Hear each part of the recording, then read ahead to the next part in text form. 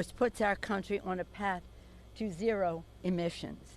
Now, today, we're here on the steps of the United States Capitol to take a bold step for climate action now with the Congressional Action Plan solving the climate crisis. I am so proud to salute Chairwoman Castor, who brings decades of experience, young as she is, and great energy and urgency to the climate fight. I wish it weren't a fight. I wish it were just a coming together, but it will be a fight as long as it needs to be. Thanks to her and her orchestration and the members of the committee, member of the leadership, Assistant Speaker Ben Ray Lujan, Congresswoman Suzanne Bonamici, Julia Brownlee, Jared Huffman, and Donald McEachin, who have they've been lifelong champions of environmental justice in their state legislative work and here in the Congress of the United States. But this whole effort was invigorated by our freshman members, who are leaders on climate action in their communities, in the private sector, in the legislatures, and they are now in the Congress. Congressman Mike Levin, Congressman Sean Casten, and Congressman Joe Neguse. We salute them and any other freshman members who are with us today. I see Harley Ruda. Thank you. The committee worked to bring people together inside the Congress, where we have over 100 hearings on climate crisis. Madam Chair Castor invited, urged, whatever, all of the committees of jurisdiction to have hearings, to take testimony, to build the intellectual basis, to bring people together, various views on this subject. More importantly, bringing together the extraordinary leadership of the outside groups. My colleagues, let us salute the outside groups. Thank you. Experts, young people who are experts too, families fighting for climate action, organizations who have had as their organized principle to protect the environment and now to protect the planet. They have transformed the conversation on the outside and here and around the world, essential to our success. Under Madam Chair's leadership, we have so much inside maneuvering to succeed, but that we cannot succeed without the outside mobilization that they bring. We recognize that, we respect that, we count on that. With your leadership, all of you, we will turn this report into law, into saving the planet. Democrats know that the climate crisis is the essential crisis of our time, threatening public health, jobs, and the economy, national security, and values. Our plan honors our obligation to address the climate crisis and embraces our opportunity to solve that crisis as we build a new, clean energy economy that creates millions of good-paying jobs with strong labor protections. And it champions, and so many here you'll hear from, environmental justice, tackling systemic racism by reducing pollution and empowering leaders from communities who are disproportionately affected both from COVID-19 and the climate crisis, which are related. And so I'm now pleased to yield to this champion in the fight for clean energy. Her work has been based on respect for others' opinions, for bringing people together, for science-based decisions, for respect for government's role, and most importantly, based on our values. With that, I'm pleased to yield again to our champion, Madam Chair Kathy Castor.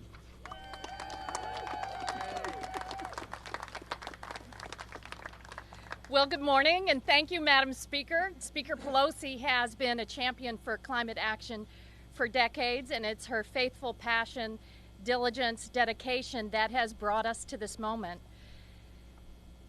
We are here today to provide hope and vision.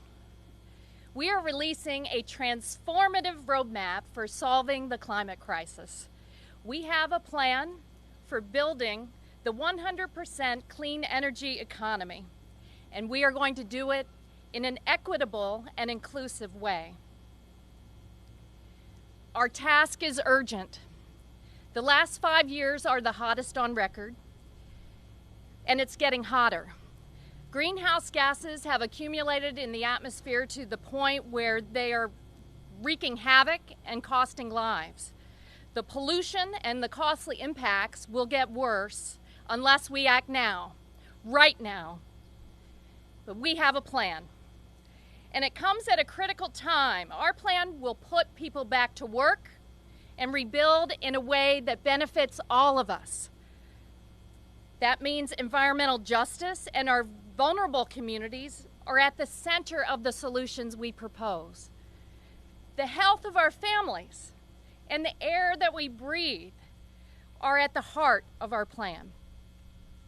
We chart the course to good-paying American jobs in solar and wind energy, in manufacturing American-made clean energy, clean electric vehicles, and in strengthening communities so that they are more resilient to flooding, extreme heat, intense hurricanes, and wildfires. We must build American and buy American and value workers who have a right to good, family-sustaining jobs and a safe place to work. We must protect America's public lands and offshore waters rather than exploit them. And renewable energy will power our lives, and it will be cheaper. People across the world are eager for America to return to its leadership role in the world, and our plan will help get us there. So to the young people who have inspired us to act fearlessly, we have heard you. This is your moment to press policymakers to enact our solutions to solve the climate crisis now. To the scientists who have informed our work, we listened. We turned your thoughtful analysis into a comprehensive action plan, but we need more breakthroughs. So we're going to help you make the next generation of discoveries. To the young black mother who is afraid to allow her children to play outside because their asthma is getting worse, we're going to start in your neighborhood. Your children come first. To America's indigenous peoples, to America's farmers and farm workers, we're going to empower you to build the natural solutions in the land, the soil, and our food systems.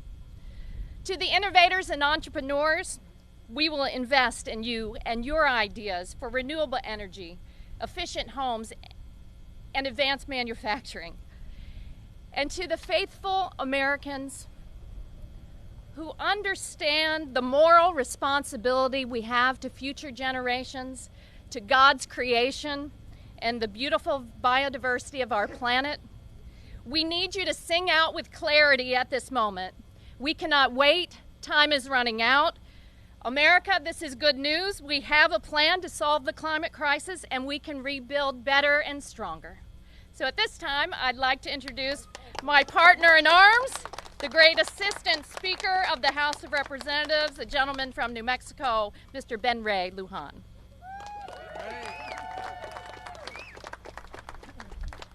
Well, thank you, Chairwoman Castor, for your incredible work. Thank you, Speaker Pelosi, for your leadership and for your guidance and continuing to challenge us to do better. It's so important that we come together at this time. It's crucial for families across America. And Americans know that the climate crisis requires urgent action. 2020 is on track to be the hottest year on record globally. As temperatures heat up, natural disasters will worsen. And in New Mexico, this means hotter and drier summers and a wildfire season that starts earlier and lasts longer. This crisis threatens our economy, our health, and our future. That's why we're committed to acting on the climate and addressing the crisis that's facing us today. And we're here today to announce the Climate Crisis Action Plan. This vital plan includes 120 member bills and the input from across America to build a clean energy economy and a healthy and just America. This framework also recognizes the environmental justice must include racial justice. And we must uplift communities of color that are disproportionately impacted by the climate crisis. And we know that to best support workers, we must invest in clean energy infrastructure. These investments will create new green jobs, and as Speaker Pelosi reminded us, an important partnership with our brothers and sisters in labor. We must also ensure that this report supports our national laboratories that are on the front lines of developing cutting-edge technologies and keeping our nation safe, which is a major priority for New Mexico. Recently, our state demonstrated strong climate leadership through the passage of the Energy Transition Act. This framework builds on the effort by driving our nation's electricity sector to net zero and supporting the workers and communities that are most affected by the transition. This report supports our public lands and protects our nation's wild and special places, and it ensures that America is a climate resilient nation.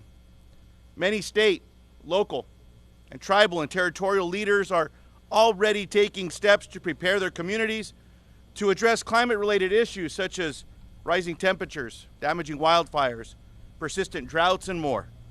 Our framework demonstrates that we are serious about ensuring that these leaders and partners have a strong federal family to meet these growing and urgent needs. And so with that, I want to turn this over now to our friend, a great champion, someone that has been a mentor to so many of us as well. Our brother from Virginia, Mr. Donald McEachin.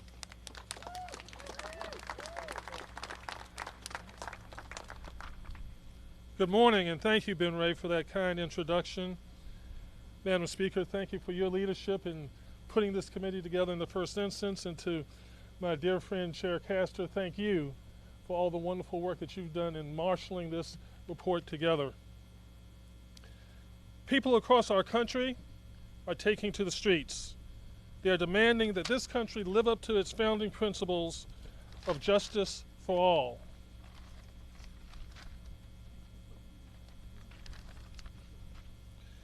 They're crying out for an end to centuries of systematic racism and oppression that have led to unfair and unjust policies, and decades of inadequate public and private investment in low-wealth communities, communities of color, tribal communities, and indigenous communities.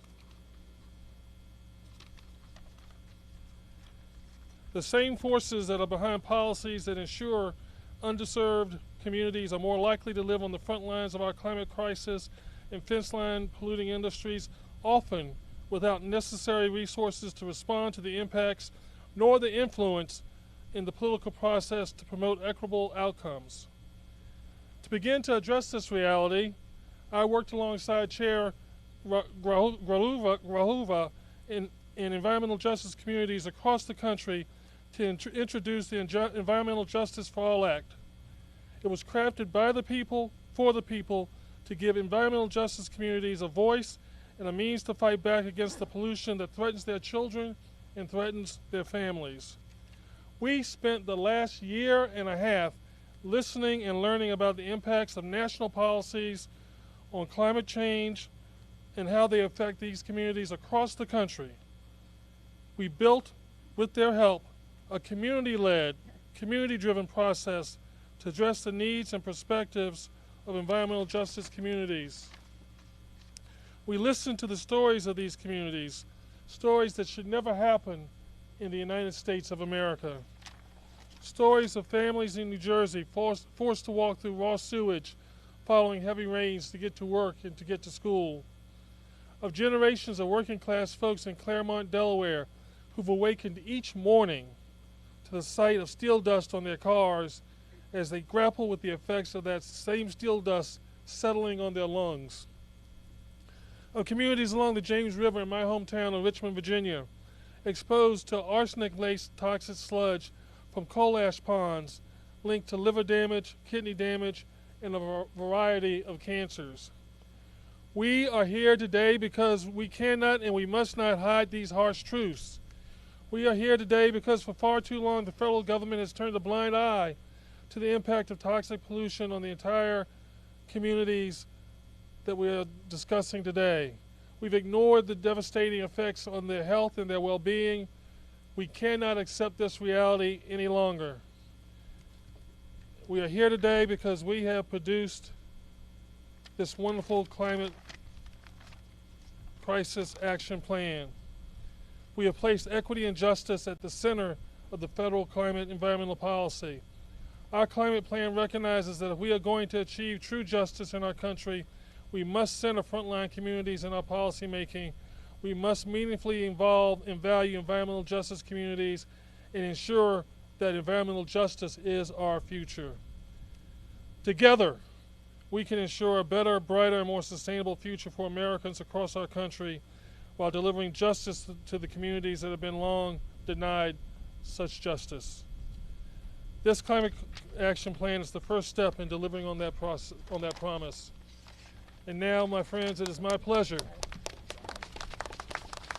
to introduce yet another champion in the fight to save our planet, the gentlewoman from Oregon, Congresswoman Bonamici.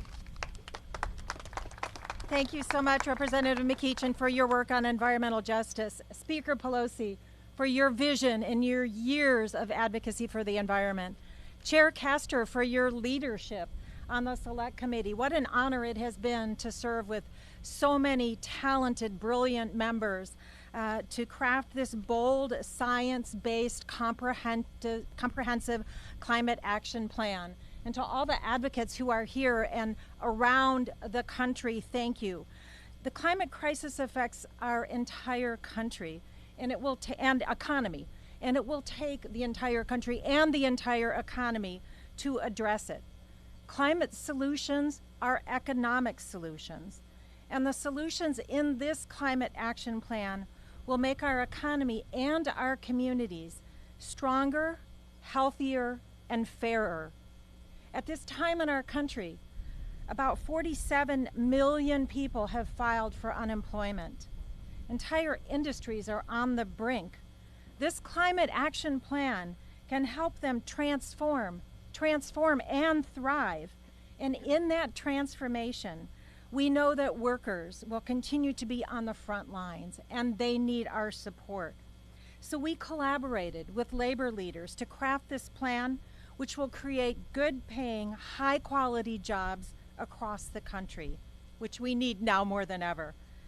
As a leader on the Education and Labor Committee and the granddaughter of a coal miner, I know the way we transition to a clean energy economy, how we support the workforce, is as important as the transition itself. Clean energy jobs should be good, family wage jobs, and that will restore fairness to our economy. Starts with making it easier for workers to form a union and collectively bargain. To correct injustices of the past, federal clean energy investments need to uphold labor standards like Buy American provisions. We need to be making and producing and buying clean energy products in this country. Davis-Bacon prevailing wage requirements, and the use of community benefit agreements and project labor agreements that help keep labor local. We need to make sure workers are safe on the job. We need registered apprenticeships to support individuals who have historically faced barriers to these good-paying jobs, especially women and people of color who should be able to access good clean energy and infrastructure jobs.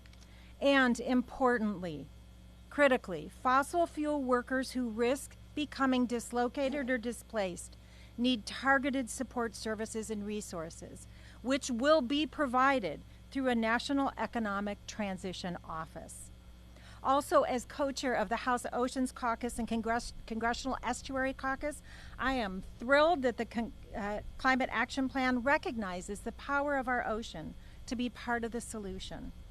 The blue economy, our commercial fisheries, ports, tourism, outdoor recreation, contribute more than $7.5 trillion to the U.S. economy annually. We can support good-paying jobs and protect the health of our ocean by investing in restoration of blue carbon ecosystems, by capturing the power of waves to generate clean energy, and by helping our ocean adapt to the effects of the climate crisis, effects like ocean acidification and harmful algal blooms. Our climate action plan will protect our planet, create good-paying jobs, support a just transition, and build more resilient communities. I look forward to working with our colleagues on the Select Committee and all of our colleagues here in Congress to enact these policies and create a better future for generations to come. And now it's my honor to welcome and introduce one of our terrific colleagues, a freshman from Colorado who has contributed greatly to the Select Committee and to Congress, Congressman Neguse from Colorado. Well, thank you so much, Representative Bonamici, for that kind introduction. I first want to say thank you to Speaker Pelosi. All of this work does not happen by accident. It happens because the Speaker decided, as one of her first actions in the 116th Congress, to impanel the Select Committee on Climate Crisis. And of course, it was no surprise because she's been such a tremendous leader throughout her many years here in Washington on solving the climate crisis. And so we thank her for her incredible leadership and for pulling together this committee. I also must take a moment to say thank you to our wonderful chairwoman, our fearless leader, Chairwoman Castor. As a freshman member, I had not yet had an opportunity to interact with the chairwoman prior to joining this committee, and I am so very grateful that I've had that opportunity because she has been such a thoughtful and inclusive chairwoman, dare I say, one of the best chairs of any committee in the 116th Congress, and so we're all very grateful for her as well. Let me say this very clearly. Climate change is an existential threat. We know that we have a very short runway for action, and the IPCC report makes that very clear. It is getting shorter by the day, and there are far too many in this town, the President, the Senate, who are standing by and watching as this crisis worsens by the day.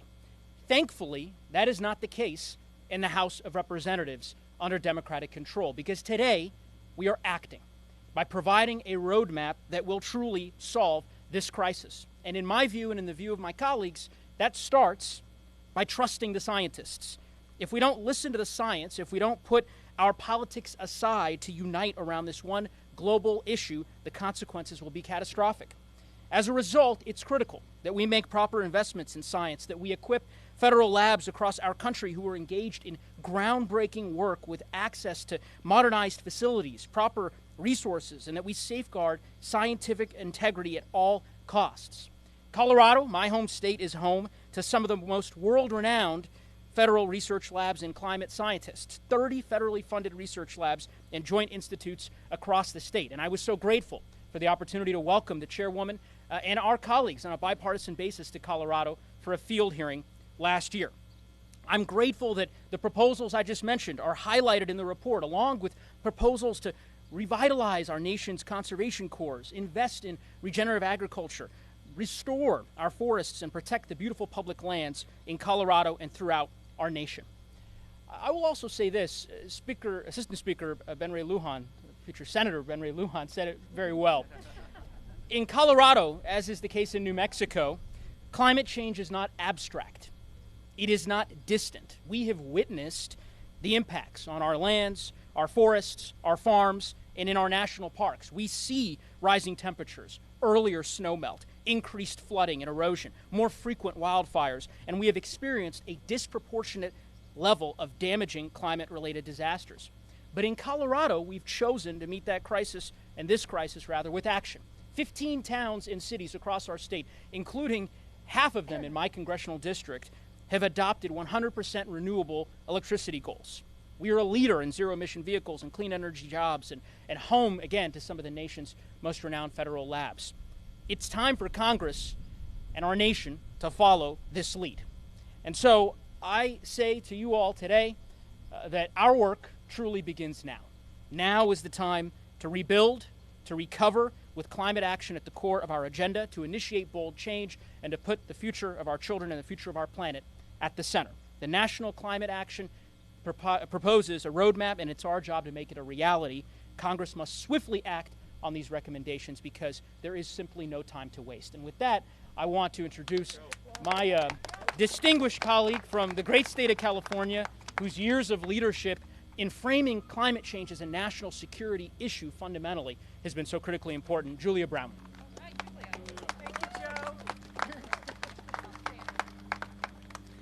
Good morning, and I want to join the chorus of thanking Madam Speaker for her incredible vision and Chair Castor for her extraordinary leadership, and for all of the activists here behind us today and across the country. It is you that has brought us here today. When anyone talks about addressing the climate crisis, you cannot do so without talking about the transportation sector. It generates more greenhouse gas emissions in our country than any other sector. Our report aggressively transforms our transportation systems across the board.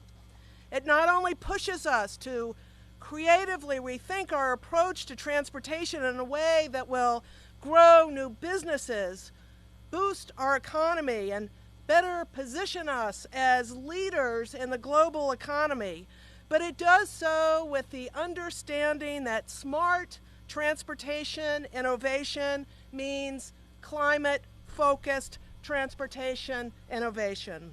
This report sets out policy recommendations we must pursue.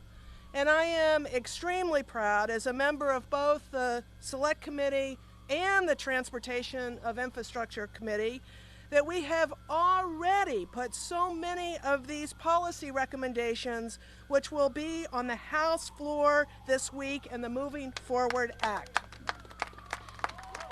We know the urgency of acting now and the severe consequences of inaction. The scientists have said we must act, and we are unequivocally doing just that. The Moving Forward Act puts the United States on the path of achieving zero emissions by prioritizing carbon pollution reduction, investing in public transit, and building our fueling infrastructure for zero emissions vehicles. From rail to shipping to aviation to cars, trucks, buses, to the fuels that power them, to grid modernization, renewable energy. This is the most comprehensive look at the transportation sector with respect to the climate crisis in the history of Congress. As a nation, we must face this crisis boldly and smartly. Our action plan for a clean energy economy provides the roadmap to the future. It is bold and it is smart. The Moving Forward Act draws from that roadmap to invest boldly and smartly in our future and for generations to come. And we are taking that action today. So with that, I would now like to introduce my friend and colleague, Congressman Jared Huffman, also from the great state of California. Well, thank you very much, and good afternoon, everyone. We're here because Speaker Pelosi had the vision and the commitment to set this select committee in motion. We're here because Kathy Castor has been a fantastic chair, and because my colleagues on the select committee have worked very hard with an incredible staff that Chair Castor pulled together. We're here because great advocates and scientists and experts have contributed to this work, and the finished product of this select committee that I'm so proud to serve on is a 500-plus page action plan. That's a lot of pages. And the reason is this climate crisis touches every part of our lives, every part of our economy, and it challenges us to confront all of it. Half measures, empty promises, greenwashed fossil fuel schemes, those things are not going to cut it. And one of the things I'm most excited about, I love the entire action plan, but I especially love the way the plan calls for using natural systems as a key strategy for tackling the climate crisis. And I'll tell you why that's such a great thing in my part of the world, in Northern California. We've got a lot of farmers and ranchers who are ready to be part of the solution. While we're doing all these other things that my colleagues have talked about to slash emissions and stop producing the greenhouse gases that are overheating the planet, we've got farmers and ranchers ready to work on the other side of the equation to start drawing down carbon. And they need our help to do that. So this action plan calls for major investments by the federal government to scale up their good work and start drawing down carbon in ways that are cost-effective, that make all kinds of sense, that provide co-benefits. Now, we're also working on other aspects of how natural systems can help confront this crisis. They can buffer rising sea levels and extreme weather. They can help us through blue carbon. Suzanne Bonamici has been a leader in this respect, and it's the ultimate twofer. Some of these natural systems can draw down carbon while providing greater resilience for coastal communities. Many of these natural systems can help us be more resilient to fires and to droughts that we know are going to be more frequent and more extreme in the future. So I'm so excited, Chair Castor, that you've included this in a comprehensive economy-wide action plan. Thanks to everyone who has brought us to this day. And now it is on all of us to take this great plan and put it into action. Now with that, it is my honor to introduce another colleague on the Select Committee. Sean Castor of Illinois not only brings a lot of expertise and passion to climate change, he is a member of Congress who as a freshman hit the ground running with climate leadership as his very top priority. He's a great colleague and a great member of this committee. Sean Castor.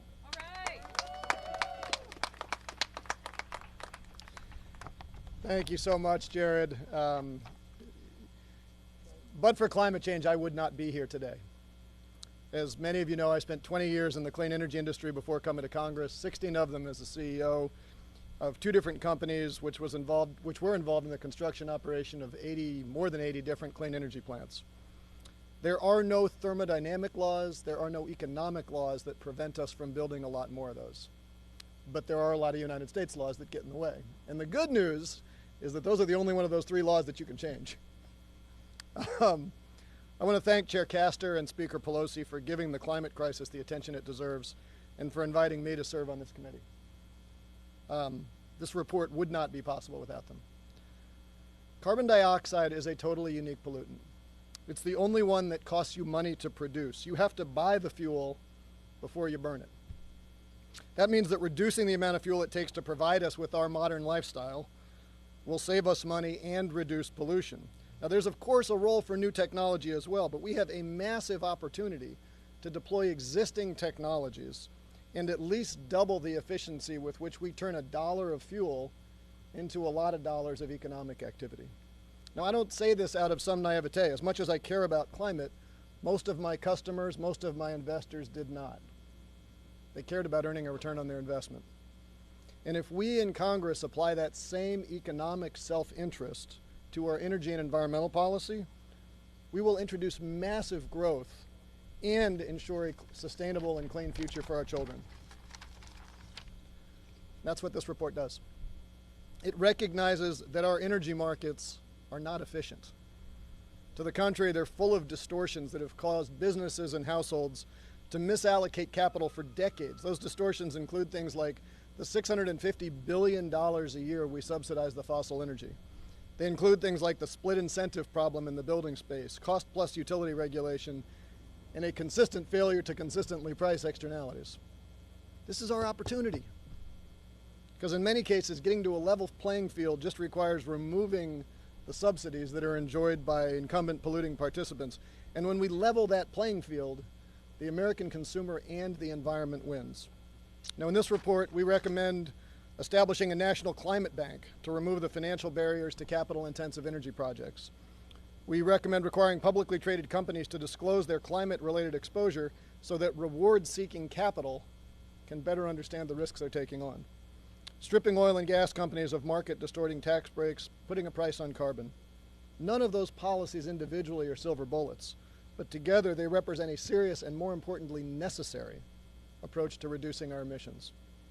I'm proud of this report. I want to thank all my colleagues on the committee. It has truly been a pleasure working with all of you, and I want to close with the wisdom of Winston Churchill. The era of procrastination, of half measures, of soothing and baffling expedients, of delays is coming to its close. In its place, we are entering an era of consequences. We all know what we have to do. Let's get to work. It is now my pleasure to introduce fellow freshman, fellow clean energy business guy, fellow nerd, Mike Levin from California. Thank you. Thank you very much, Sean. It's great to serve with a fellow clean energy and climate nerd as part of the 116th Congress. I actually want to thank all of our freshmen, because not only in November 2018 did the voters elect scores of new freshmen deeply concerned about the future of this country, but also ready to act on this, the most important issue of our time, the climate crisis.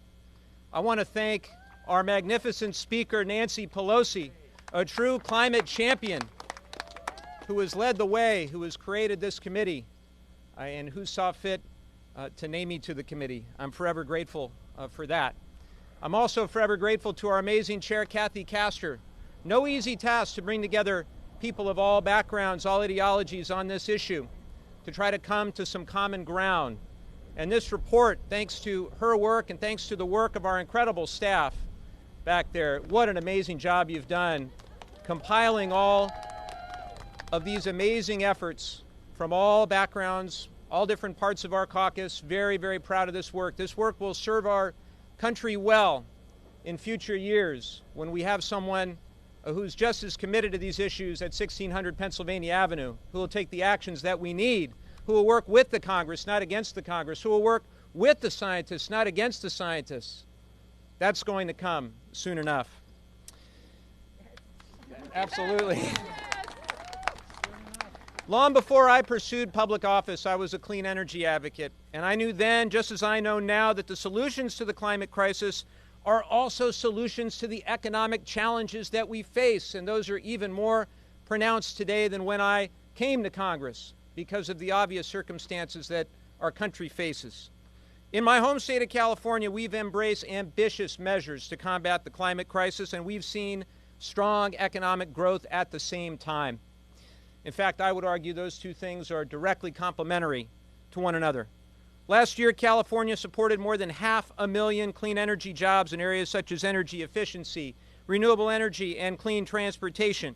And through 2019, job growth in the clean energy industry was 10% annually. Clean energy technology, clean domestic manufacturing, and environmental restoration is already putting Americans to work. And this report highlights a number of ways that we can combat the climate crisis and create the jobs we need at the same time. Let's meet this moment. Let's create those jobs. For example, we can applaud jobs, absolutely. For example, the report includes bipartisan legislation I introduced to reduce our dependence on fossil fuels by promoting environmentally responsible development of renewable energy on public lands. We can expand those technologies and grow our economy by extending important tax credits like the solar investment tax credit, which drive job creation, reduce greenhouse gas emissions, and help level the playing field for clean energy. We'll also create jobs with strong federal funding for infrastructure, investments in new and retooled domestic manufacturing facilities, new buy clean procurement rules, expanded loan opportunities for decarbonization technologies, and the creation of a civilian conservation corps and a climate resilience service corps. Alternatively, if we fail to act, if we don't meet this moment, we will allow other countries to take the lead. We will be purchasing technologies that are produced in China and India and Asia instead of in the United States of America, and I don't want that to happen. You don't want that to happen, right? No, we can do it here. Now, some might take issue with the perceived cost of climate action, but I would ask them to also consider the costs of inaction. Yep. Oh. Got it. A good friend of mine, Marshall Burke, who's a researcher at Stanford University, has estimated that inaction, taking no action, allowing the status quo, allowing the fossil fuel industry to dominate the landscape, will cost this country $25 to $35 trillion with a T if we do nothing. That's why we must act. I have a 6-year-old and an 8-year-old at home. And like any parent, there's a lot that my wife and I worry about when it comes to their future. But there is nothing that concerns us more than the planet we are going to leave behind for them and for their children. The path we're on right now, this continued inaction leads to a grim future for our planet. Our report charts a new, hopeful course for America. Now it's time to act. And these activists behind here, they're ready to act. Are you ready to act? All right, let's get to work. Thank you very much, and it's my great honor to reintroduce our fantastic chair, Kathy Castor. Well, thank you to all of my colleagues. America, we are your representatives. We reflect your hopes and visions. And what we've heard through our broad-based outreach is you see the future in a 100% clean energy economy with good-paying jobs. You see the future in fixing the mistakes of the past, where toxic pollution has been focused on communities that can't handle it anymore. So our vision is for the clean energy economy moving forward in a way that rebuilds America better and stronger, more capable of handling the impacts of the climate crisis.